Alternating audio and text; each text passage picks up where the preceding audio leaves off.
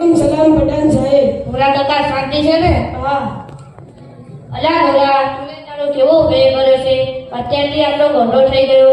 આ જો મને ખાઈ પીને મસ્ત છું ને, તારાથી ઉંમરમાં 5 વર્ષ મોટો છું. લાગે છે તારા છોકરાને હું હમી નથી ઉતરતી. તકલીફ હોય તો કહેજે, સલીમને વાત કરું કે તારી છોકરીને કઈ સારી શીખામણ આપ. અલ્લા પઠાણ સાહેબ, આવી જિંદગીથી તો મરી જવું સારું. આ જિંદગીમાં તો દુઃખના પોટલા જ છે. આખી જિંદગી છોકરાને મોટા કરવામાં કાઢી અને પછી એમના લગ્નમાં ખર્ચો કર્યો. છોકરાને ખુશ કરવા માટે ડીજે લાવ્યો, કેટલાક લોકોને ખવડાવ્યું અને એ લગ્નનો ખર્ચો વ્યાજ પર ઉછીને લાવ્યો હતો અને હજુ તો વ્યાજ જ ભરું છું અને ઉછીના તો પૈસા ભરવાના જ બાકી છે. હવે તો આ ગામડિયાનું જીવન ગમતું જ નથી. અલ્યા ડોરા ડોવા, શેનો ઝઘડો કરો છો? કઈ થયું કે શું? અરે જાજા જીવા, તું તો મસ્જિદમાં બેસીને અલ્લાહ અલ્લાહ કર અને દુનિયાની કઈ ખબર ના પડે. એટલે કાલે ઘરમાં બેઠા બેઠા રોતા હતા અને તારો છોકરો તને ગાળો ખાતો હતો. કેવી નીચે મુંડી કરીને સાંભળતા હતા, જેમ કે કુરાનની તિલાવત સાંભળતા હોય. જળ જમનો તذકરો સાંભળીને માણસ રોવે, એવા તો રોતા હતા ગાળો સાંભળીને. નુરા, તને હું શરૂથી કહેતો હતો, નુરા મસ્જિદમાં આવતો જતો રહે.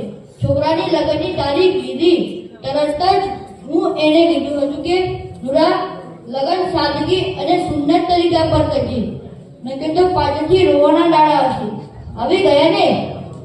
ડીજે લાયા, ફટાકડા ફોડ્યા, ઘરના વરાઓને નચાડ્યા, ધૂમધામ કરી.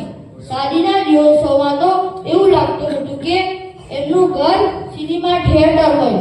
હવે રોજ રાતે પીપુડા વાગશે અને પેલો ધૂંડો જે એમ કહેતો હતો કે ડીજે લાવશો તો જ પાણી.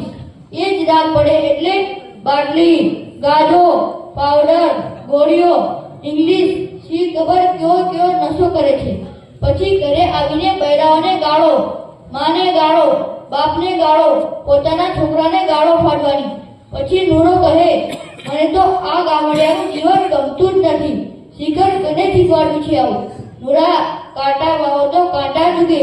તમે આખી જિંદગી કાંટા જ વાયા હતા એટલે તારો વસ્તાર બાવળિયાની જેમ કઈડે છે. નૂરા, શું આ જેવો સાચું કહે છે?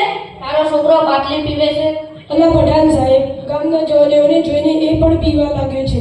ગામના 60 થી 70% જવાનો આ નશો કરે છે. આ પીવાવાળાનું તો ભવિષ્ય બેકાર છે. એમનું તો એમના ઘરવાળાનું પણ બેકાર છે.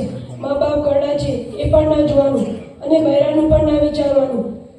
5-6 વાગે નશો કરે અને મોડી રાત્રે ઘરે આવવાનું અને પછી જનાવરની જેમ સૂઈ જવાનું.